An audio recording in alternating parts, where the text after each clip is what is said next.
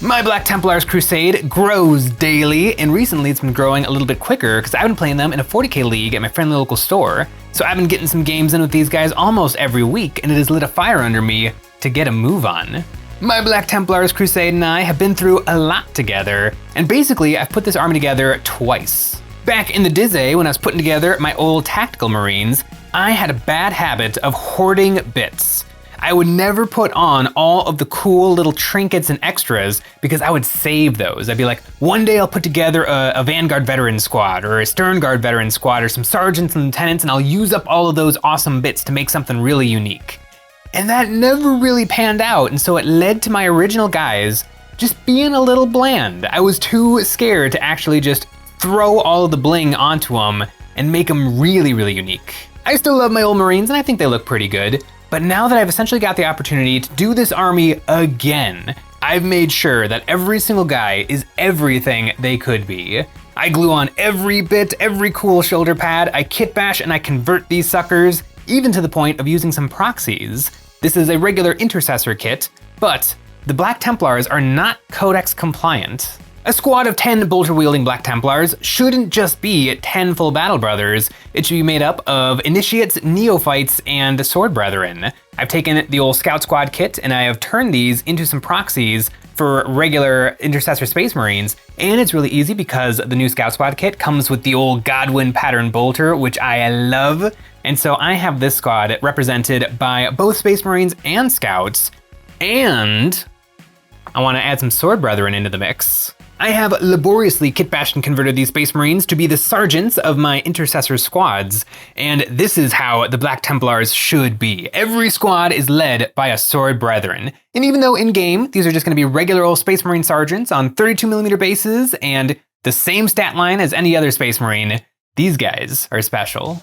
It has taken me many evenings to make these Space Marines exactly how I want, perfectly WYSIWYG in their loadouts and lore, and with decorations pulled from throughout the history of 40k. One bit that I've always liked but never used is the back banner. This one is from the new Stern Guard Veterans box. You could call this the Primaris banner. This one's from the old Tactical Space Marine box. I have a bunch of these that I never used. And this one is from the old Black Templars upgrade sprue. This is a 4th edition 40k bit, and it is now stuck on an ultra-modern Sword Brethren. The kit bashing is done, but I need to get these guys on some bases. Sword Bros go on 40mm bases, but these are Sword Bros representing Intercessor Sergeants, so 32mm is the correct tournament regulation. I sunk some magnets into some Cobalt Keep bases, the very best magnet-ready miniature bases you can get, and speaking of Cobalt Keep, you know them, you love them. Cobalt Keep makes the very best magnet bases this side of the Mississippi. All of my models stand on them, and it makes transportation a breeze. And speaking of transportation, Cobalt Keep makes some high-quality display cases perfect for holding your minis. I love the army display cases for my Malifaux teams, but have you ever thought bigger? Introducing Cobalt Keep's bigger cases. Ever wanted to protect an entire army and have it ready for transport and display behind beautiful, rugged polycarbonate walls? Well, look no further. These cases have an integrated steel base optimized for magnetized miniatures, letting you put your minis wherever you want, knowing that they will be stuck there securely, free from dust and filthy fingers, while they're shown off in all their glory. These awesome cases ship flat and assembly is a breeze. Screwing all the side panels together at each bottom corner, flipping the unit right side up, and then screwing the top down hand tight. Once it's built and ready to be filled with miniatures, the Empire case is 12.5 by 12.5 by 6.25 inches tall. Lots of room, and once your models are situated, the clear top slides right over and it is locked securely in place with the 4 locking tabs. In addition to the massive Empire case, there's the Kingdom display case, which is half the size of the Empire, the Noble case, which is a quarter the size of the Empire, and the Crown case, an extra tall display case for your extra tall minis. There's added accessories like the Cobalt Keep display riser, giving you a magnetic shelf for even more storage opportunities. And for transportation, there's the Velcro carrying straps for you to lash your cases together. The cases already nest on top of one another, and the strap keeps it all in place. Cobalt Keep is the name of the game for high-quality magnetic accessories. You can find all their offerings on their website, linked below. And if you use code EOB10, you'll get 10% off display cases for the next 10 days. Check them out and upgrade your collection today. With my bases ready, I picked out some pieces of pine bark nuggets, my preferred Black Templar basing bits. I sanded them smooth on one side with some 60 grit sandpaper and then glued them down to the bases with ultra thin super glue. I trimmed up the pieces to get them all to fit, and I like to freestyle the gluing and then check afterwards to see which pose works best with each base. Knowing where I want my guys to end up, I bulked up some of the bases with cork and then I trimmed some others down. Then I attached my guys and I'm pinning them all with 1mm brass rod. I'm really rough on my minis and I like to be extravagant with the bases, so I find pinning makes sure that they never snap off in the middle of a game. Now that I have my guys standing, I mixed up some milliput to fine-tune the bases, smearing this putty into the gaps and then blending the wood into the surface of the base. Then for some extra bling, I grabbed my Citadel Skulls box and clipped out some heads. Every 40k battlefield is littered with skulls, and I squished these down into the milliput and blended them into the bases like they've been here a while. Then I put some texture paste over the skulls, and to get this texture everywhere else, I painted on some wood glue to the flat spots and sprinkled on some small pebbles, coarse sand, and then some fine-grained sand. These guys have been staring at me half-finished on my painting desk for weeks now, and it's time to finally get them ready for painting. I stood them on some paint handles, and I'm going to paint the backpack separately. I cut some popsicle sticks and glued them to the front of paint handles, then I used some double stick tape to get my backpacks temporarily attached. I put some poster putty over the backpack hole so I can get a better glue bond later, and then it was time for a prime. For my Black Templars, I like to start out with a black prime and then a white zenithal. I use white ink as I find it flows best through the airbrush for a nice smooth finish. Then for priming, when I'm using white ink, I like to do a double tap.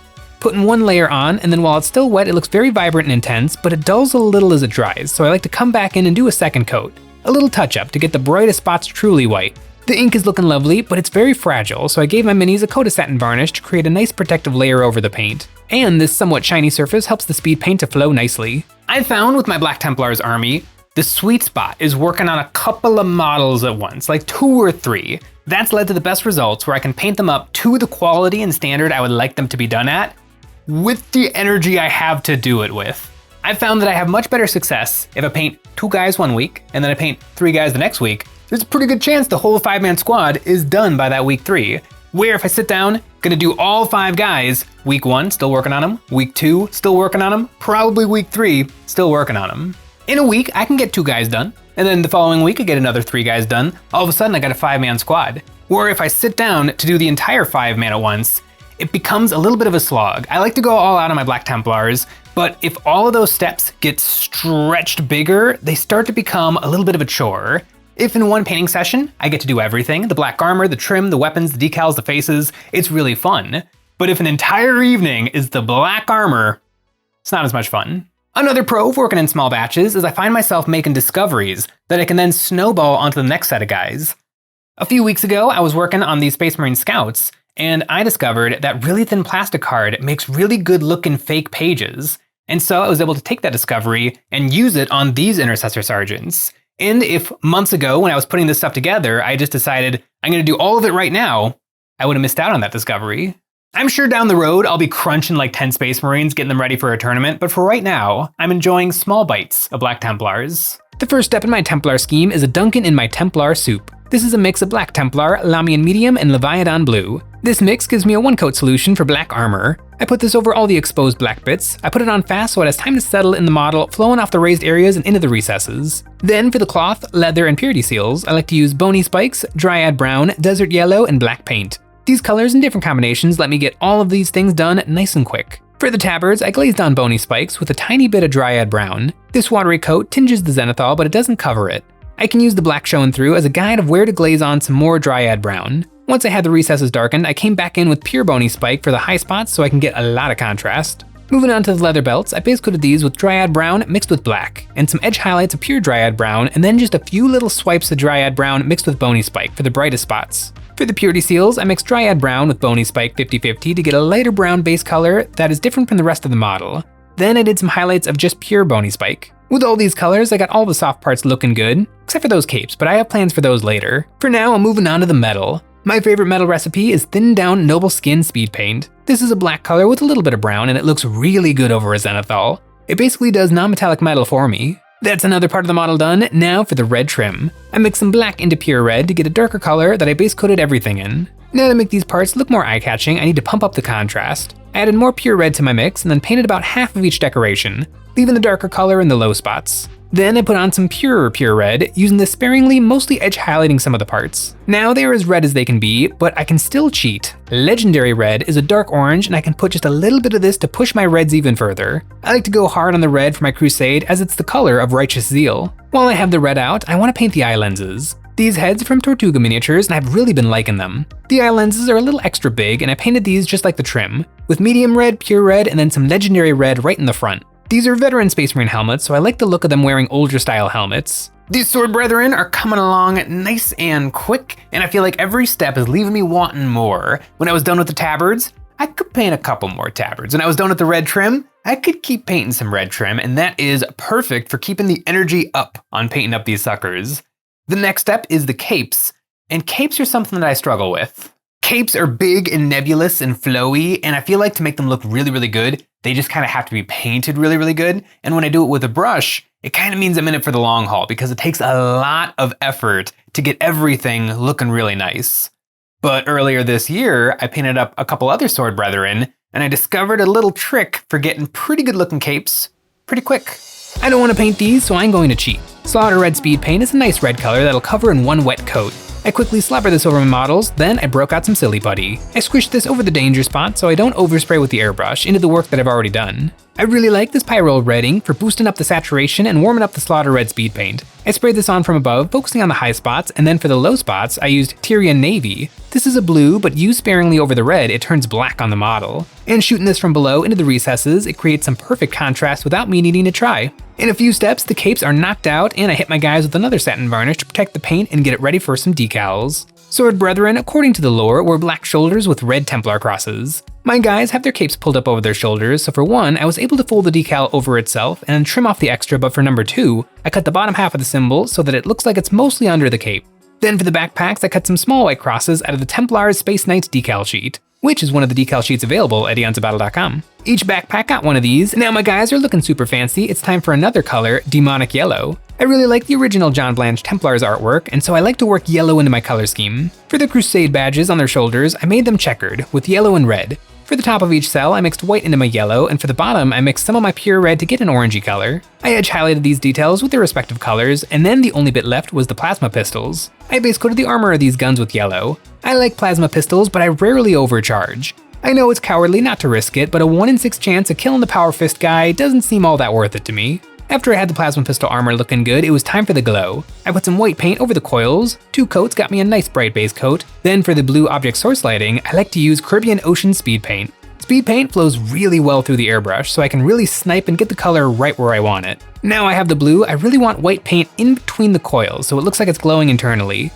I could do this with white ink, but I want to try something. I poured myself a little bit of white oil paint and I put this over the coils. Then I took a makeup brush with a little bit of mineral spirits and I wiped off the raised parts, leaving it behind in the recesses. Getting white paint in between the plasma coils and only in between the plasma coils is something I've struggled with in the past, so it's good to know that the oil paint can just do that for me. I could have gone a little bit harder with the airbrush of blue, but now I've got that in my paint notes so I know for next time. These guys are essentially done, and it is time for these back banners. The back banners are a part I've always loved, but I've never quite been brave enough to do it because that is a lot of blank canvas to work on. But these guys came together pretty quick and I got plenty of gas left in the tank, so I think I'm ready to really splash out on these guys. These banners are basically a challenge. Put something on here, make it look good.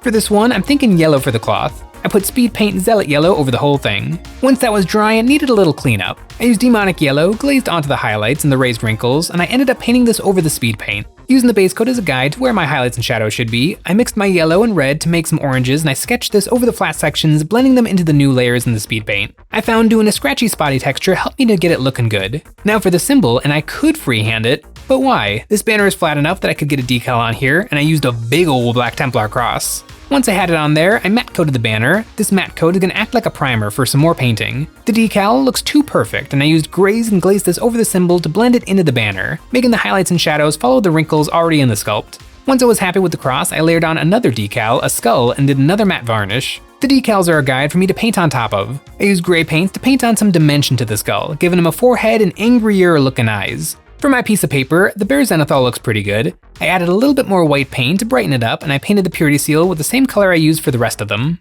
I feel like all of these elements work together to really fill this up with detail. And speaking of detail, more decals. I took some letters from the Litanies and Scriptures decal sheet, available from EonsOfBattle.com, and I slid these into place on the piece of paper. I actually cut the plastic card 2 sides with these decals in mind. It's much easier than freehanding something on there. Then for the topper, this is going to be gold, so I painted this with Darkwood speed paint and did a dry brushing of Desert Yellow as a base coat. That is one banner done, and I'm really happy with it. Now for number 2. For this one, I'm thinking red. I put thinned down dark red over the exterior of the flag. Then I used bright red to highlight, following the wrinkles in the fabric. Then for the inside, I want more black. I glazed black paint over the interior window, and then as it dried, I layered on more black paint to darken the insides and creases. Now the banner is ready for its own decal, this time a big white Templar cross. After a coat of matte varnish, it was ready for some highlights and shadows. I used gray paint to work in some darkness into the low spots of the symbol, following the folds of the cloth. And as an added bonus, I had trouble getting the gray paint right to the edge, so it looks like there's a perfect edge highlight around the symbol. For the boundary box, I decided that this would be white too. I used the same grays to highlight and shade these, and then I cleaned up the pieces of paper and added some more text decals. These pages must be prayer sheets, because a Black Templar would never be caught dead with the Codex Astartes. I hid the topper with some brown and tan, and then that's another flag. 2 banners done, and this is some of the best painting in my army. What's kind of cool is since this is the sergeants, it's gonna get splashed out over 3 different squads, so anywhere on the board, my army is gonna be looking nice. The assault intercessors and the regular intercessors have not survived a game yet, although they've done their job. Although the regular intercessors in my last game, they failed a 5-inch charge with a command point reroll. That's okay though, as we all know, painted models perform better, so once these back banners are glued on, they'll never fail a charge again. For flag number 3, this one has more raised detail, which isn't my preferred flag. I suppose though it does make it much easier to approach. I started out hitting the outside with some more red paint, then for the inside I decided to make this yellow like banner number 1. There wasn't as much room, so the highlighting and shading went quick with my demonic yellow and orange paints. I glazed on some more zealot yellow to soften my transitions, then it was time for the details. For the circle in the middle, I decided to go with black, using some grays to make the top half brighter than the bottom. And speaking of that bottom, for the ribbon I used light gray for a base coat and then highlighted up to pure white around the edges. I also made the window around the banner white as well. Over the center circle, I put this funky Templar cross with a gold outline. I never use this on my Marines because the gold is too close to the tan shoulder pads, but here it works perfectly. I glazed on more white paint over the papers and edge highlighted them, and for the last time I put on some more letters decals. These are so small I don't need to squish the air out from underneath. There's no room for air to get trapped. After another matte coat, I highlighted the black inside of the decal, and then I hit the topper with some more brown and tan paint, then a wash of dark wood speed paint. That is 3 banners all done. Let me know in the comments below which is your favorite. Mine is the yellow one. To attach these, I need a little spacer in between the Marines' backs and the backpacks, so I use some Milliput black. This way, if there's some putty that is visible, it'll look too dark to spot. And finally, I can give my fellas one final satin varnish. Now I can do the post-varnish steps, the metallics. I dry brush silver paint over the weapons and chains. Applying this over the varnish, the metallics will be as shiny as they can possibly be. Then I sponged on some silver paint as paint chips over the black armor. Then I did a dry brushing of gold over the banner toppers, and now my minis are nearly done, but they need bases and they need names. For my Templar bases, I keep it very simple, some Pro Acryl Olive Flesh and Vallejo Earth. I airbrushed the Earth Brown super watery over the Zenithal, and I did a dry brushing of the Olive Flesh. After that, I picked out the skulls with another layer of olive flesh, then a final highlight of the little bit of pure white to help them stand out. After hitting the base rims with some gloss black paint, I grabbed some names. Top supporters on our website get immortalized as members of my crusade, and these are their names. And we also offer these nameplates as a print-on-demand service from EonsOfBattle.com. Over there, we have all kinds of hobby goodies, Grey-Tide Studio bits to spice up your Space Marines, Army Painter paints, brushes, base and cork, and we've got glue, ultra-thin and ultra-thick super glue. And we have terrain. It's the best way to support us doing what we do by getting a membership. Each month, members get a credit, good for any one terrain pack we've ever made, or the brand new one. New in March, we have created the Creeping Forest, a collection of mysterious living creatures that can populate a board perfect for any fantastical wargame. Weave your models in between the scuttling crab trees, and you better watch your step or you might get bit by the timber mimics. As you wander through a forest of monstrous mushrooms dripping with colorful toxins, you might come across the Land Kraken, a master of camouflage and a very dangerous encounter. This Wanderer's Train collection was invented by us and is available physically and as STL from EonsOfBattle.com. To paint these nameplates, I gave them a white prime, then some gold paint through the airbrush, then I used a dark brown panel liner to fill in the in-between parts of the text. Once that was dry, I used a makeup sponge to pull off any of the color that wasn't where it was supposed to be, and then they were ready to get glued down to the bases. These guys are done, and not only are they done, but they're done-yun rings. They're fully kit-bashed, fully painted, pinned with the magnets in the bases. I feel like this year I've been doing a good job with painting, but also crossing my T's and dotting my I's. The first game of Templars I played this year, I could hear them sloshing around in the back of my car, so after that game, I put the magnets in the bases. This year I've been playing a lot more games of 40k, mostly with my Black Templars, and so that has led to me getting a lot more done. Last year I painted 17 Templars models. This year, I'm already up to 13. And it's been in weird spurts, but those weird spurts have led to more models getting painted much better. These 3 guys are sergeants, and so they each lead a squad of Space Marines, and so now I have 3 squads of guys that are more doner than they were yesterday. I think next up for my Black Templars Crusade, I'm gonna have to put away the infantry and work on some vehicles. I've actually been bringing vehicles in-game, and they're not painted yet, but they will be soon. Thanks for watching.